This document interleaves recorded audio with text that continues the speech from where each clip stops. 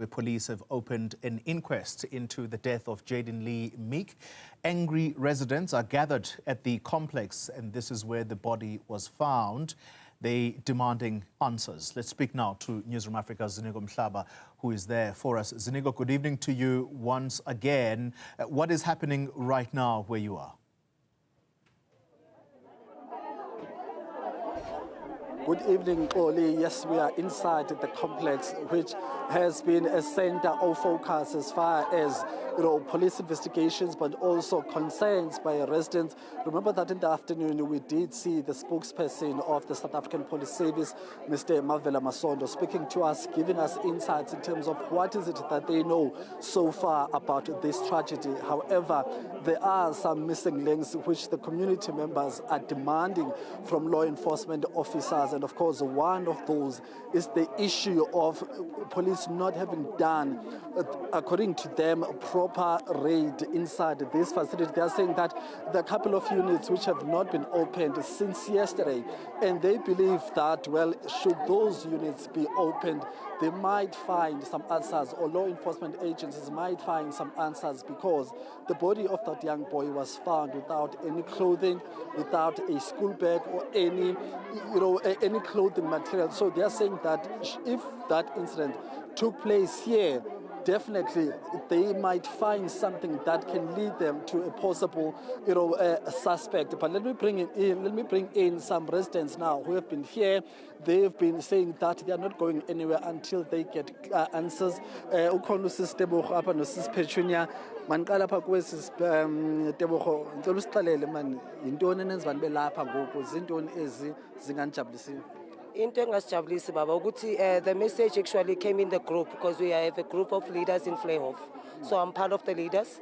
So the message came in yesterday before they even went to the police station, saying that the child was missing, until they saw that it's getting late and there was a load shedding around past 4. So they went to the police station to open a case of missing, and then that's when it concerns us. So suddenly in the morning when I came back from taking my child to her buses, then I got a message that the child is dead.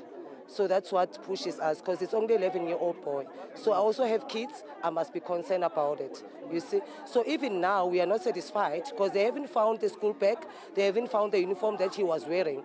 So that's the biggest concern. That simply means everything happened inside here. Because even when we questioned the securities, they told us the child only came in, but he didn't go out. So there's no way that he can go out being dead or come in dead. So that simply means everything happened inside here. That's why we're asking, even the colonel, I even spoke to her, I even said to her, we need a warrant of search so that they can go in and search. Talk to us about your plan for this evening. I see that many people are still coming in, especially those that are coming from workplaces. What is the purpose of the gathering now? How long are you willing to be here in support of the family? Just give us insights in terms of the purpose of the gathering at this point. The purpose of the gathering now is for us to get the evidence. We need the evidence, which is his uniform, wherever the thing happened. Because the perpetrator can go far if we leave it today. So we need to search. That's the main thing. That's why we are here. We'll be satisfied as soon as all the units has been searched, and then we are satisfied. There are concerns, Sister Tebogo, about the issue of some members who are residing here or renting here, moving out with some bags. Are you concerned about controlling the movement then? And how are you going to manage that? Especially if you're saying that, there's a warrant that's needed so that police can do their job in terms of accessing every unit. How are you going to manage that as community leaders? And have you engaged police about those movements of people moving out of the units themselves? What I can tell you, to be honest, Butwami, I'm the one who saw the lady going out with a bag. And then I'm the one who asked the police to search this bag. I mean, it's like but the person is going out with a bag, and they didn't even search. I was the one who made them aware, you understand? So even now, being the community being here, no one is going out. You understand? No one is going out. Everybody must be in his or her own unit, so that when they start searching, everybody is inside. I mean, the police are saying they need to be given space so that they can do their proper investigations.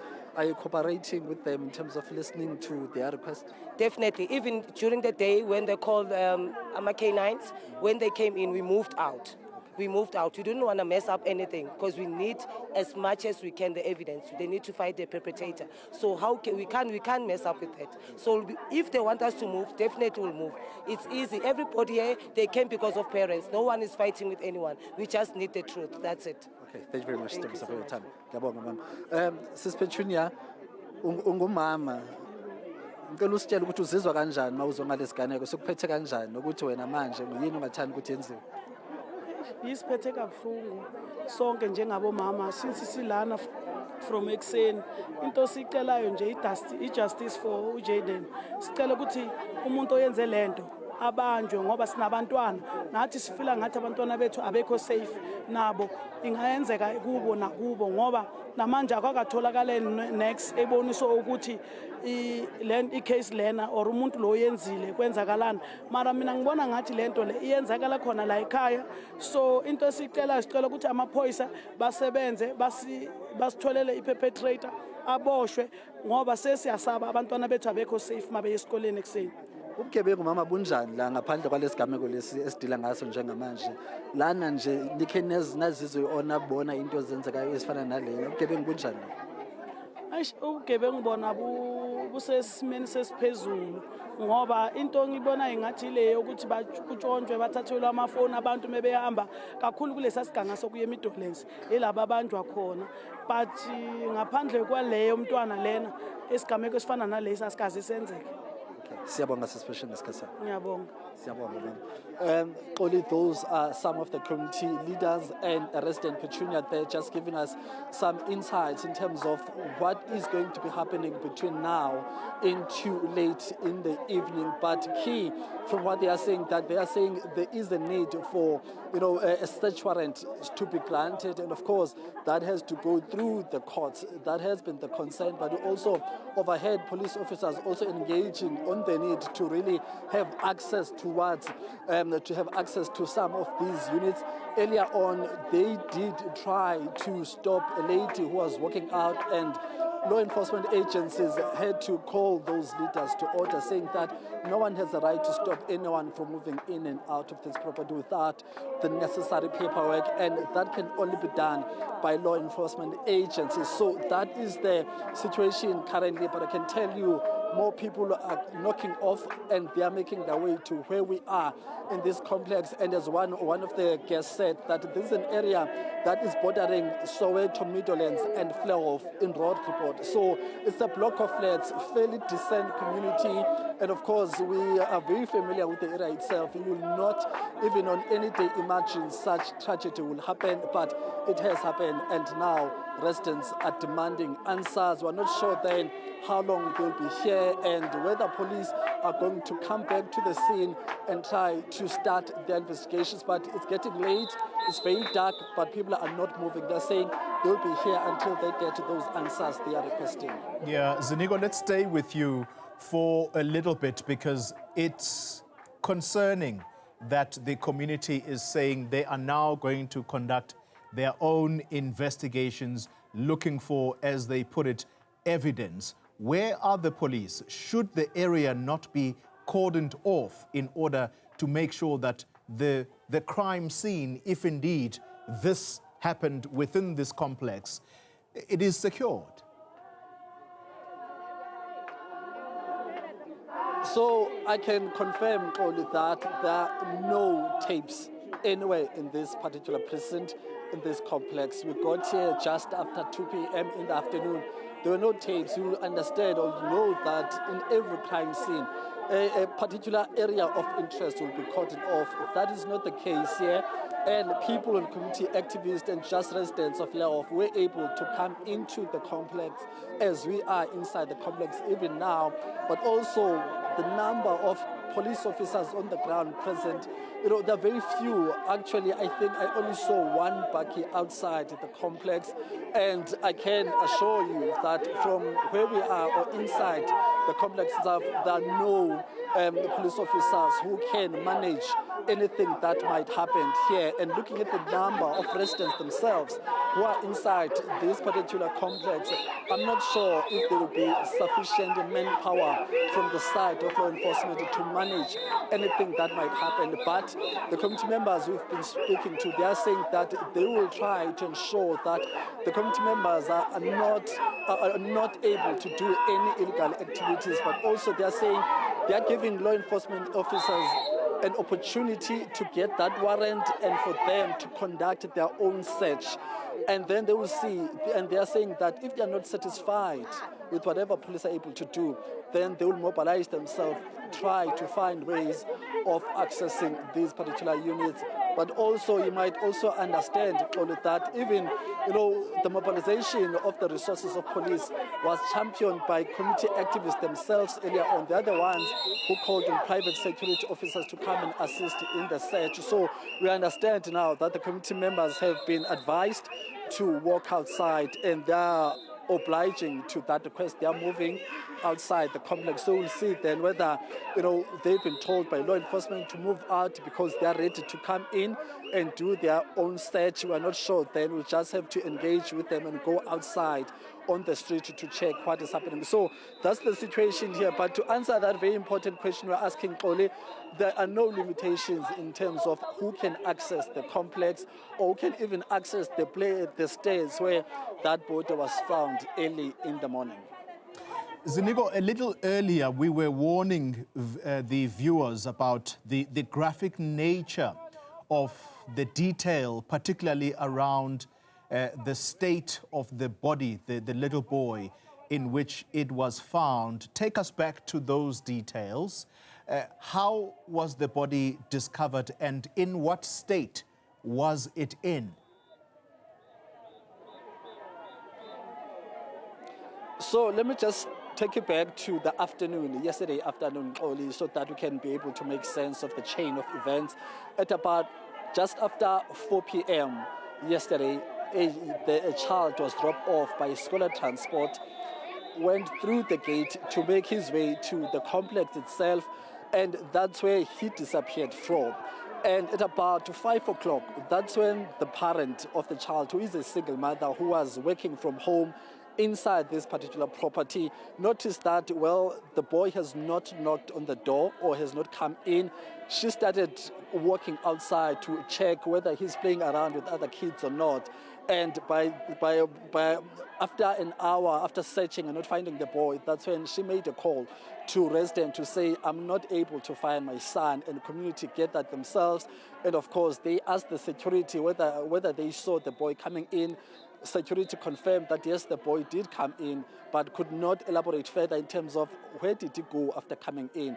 Then over those hours between 6 p.m. and 9 o'clock, a case of a missing person was reported at a local police station here. Law enforcement officers then came into the picture, and there was a search overnight until very late into midnight hours, and then there was no sign. Then the search was called off. Early in the morning, a resident who is staying here, who's renting a property here, stepped outside her unit to go about her day, and that's when she saw the body.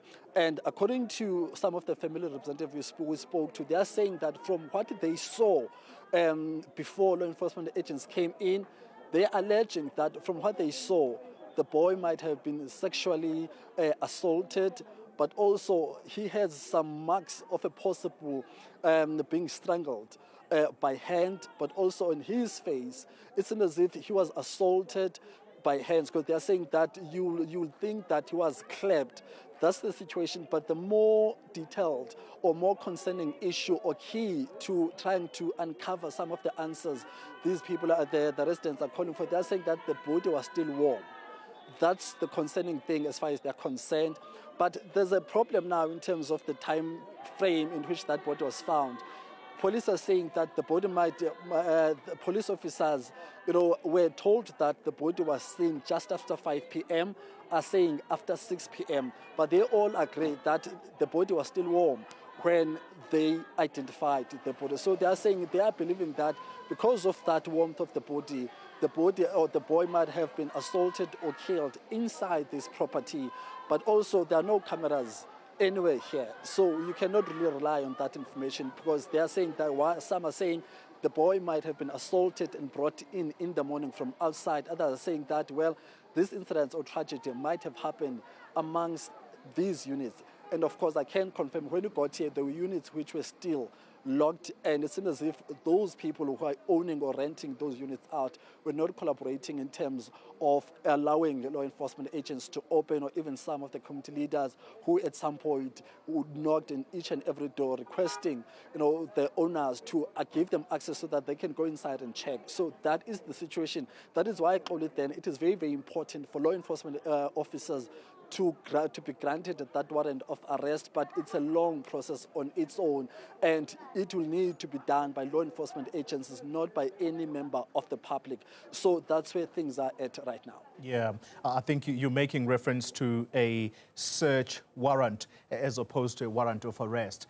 Ziniko, just finally, therefore, the parents of this little boy, were you able to talk to them? Are they within the complex? How are they holding up tonight? So we've not managed to speak to the single parent we are made aware of.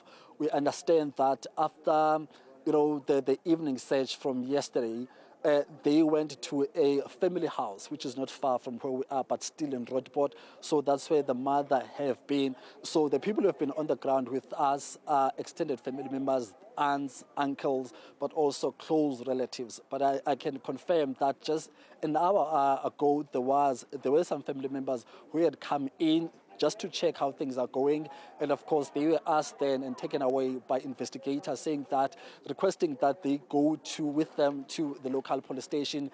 And I assume that will be for further investigations, but also took some people who are residing here to the police station to take their statements down. So we have not been able to talk to the mother of the boy, because we understand and we are told that she was the only caregiver who was present and living with the boy here. So we've not been able to speak to that particular mother. However, they have been deploying some family members to engage with us, but also to update us in terms of how the situation is.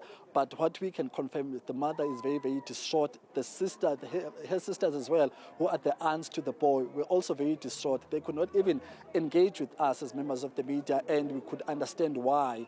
And that is why we had been advised then to give the close relatives, especially the mother, some space to go through the process and deal with law enforcement agencies and all those processes. And then maybe in the next few days, that's when she'll be able to talk. But they've been giving us updates in terms of how they are doing as the family and where the investigations are.